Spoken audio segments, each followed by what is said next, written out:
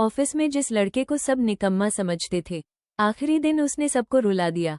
हमारे ऑफिस में एक लड़का था, नाम था रोहन, और सच कहूं तो उसे कोई खास पसंद नहीं करता था। वो हमेशा देर से आता, चुपचाप अपनी सीट पर बैठता, किसी से ज्यादा बात नहीं करता, ऑफिस की पार्टियों में नहीं आता, टीम लंच में नहीं आता, और कई बार तो ऐसा लगता जैसे उसे किसी चीज की परवाह ही नहीं है। धीरे धीरे ऑफिस में उसके बारे में बातें होने लगी। कोई कहता बहुत घमंडी है, कोई कहता टीम प्लेयर नहीं है, और कुछ लोग तो उसे निकम्मा तक कहने लगे। मैं भी उन्हीं लोगों में से थी। मुझे भी लगता था कि वो बस अपनी नौकरी बचाने के लिए काम कर रहा है। लेकिन एक दिन सब कुछ बदल गया। एक सुबह ऑफिस में खबर आई कि रोहन ने इस्तीफा दे दिया है। सभी हैरान थे, लेकिन किसी को ज्यादा फर्क नहीं पड़ा। लोग बस इतना कह रहे थे, अच्छा है, वैसे भी किसी से घुलता मिलता नहीं था। उसका आखिरी दिन आ गया। शाम को छोटी सी विदाई रखी गई। सब लोग औपचारिक तरीके से बैठे थे। तभी हमारे मैनेजर खड़े हुए और बोले, आज रोहन जा रहा है, लेकिन इसके जाने से पहले मुझे कुछ बताना है। पूरा कमरा शांत हो गया। मैनेजर ने स्क्रीन पर एक प्रस्तुति खोल दी। पहली तस्वीर देखकर हम सब हैरान रह गए। वो हमारे ऑफिस के चपरासी के बेटे की फीस की रसीद थी। फिर दूसरी तस्वीर आई, किसी कर्मचारी की मां के इलाज का बिल।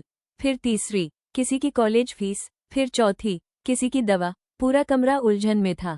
तभी मैनेजर बोले, पिछले 3 साल से इन सब की मदद एक ही व्यक्ति कर रहा था। हम सबने एक दूसरे की तरफ देखा। फिर मैनेजर ने रोहन की तरफ इशारा किया। मेरे हाथ ठंडे पड़ गए। उन्होंने आगे कहा, जब भी किसी कर्मचारी पर मुसीबत आई और वो किसी से कह नहीं पाया, तब रोहन ने चुपचाप मदद की, लेकिन एक शर्त पर कि उसका नाम कभी किसी को नहीं बताया जाएगा। पूरा कमरा स्तब्ध था। हमें यकीन ही नहीं हो रहा था। जिस इंसान को हम सबसे स्वार्थी समझते थे, वो सबसे ज्यादा लोगों का सहारा निकला। तभी पीछे से आवाज आई। हमारे ऑफिस के चपरासी खड़े थे। उनकी आंखें भरी हुई थीं। उन्होंने कहा, अगर रोहन सर ना होते तो मेरा बेटा आज पढ़ नहीं रहा होता। फिर एक और कर्मचारी खड़ा हुआ। उसने कहा, मेरी माँ का ऑपरेशन भी इन्होंने करवाया था। धीरे धीरे एक एक करके लोग खड़े होने लगे और हर किसी के पास रोहन से जुड़ी एक कहानी थी। मेरी आंखें भरने लगी, क्योंकि मुझे याद आया 1 साल पहले जब मेरे पापा अस्पताल में थे। तब अचानक मेरे खाते में पैसे आए थे। मैंने बहुत खोजा, लेकिन कभी पता नहीं चला कि किसने भेजे थे।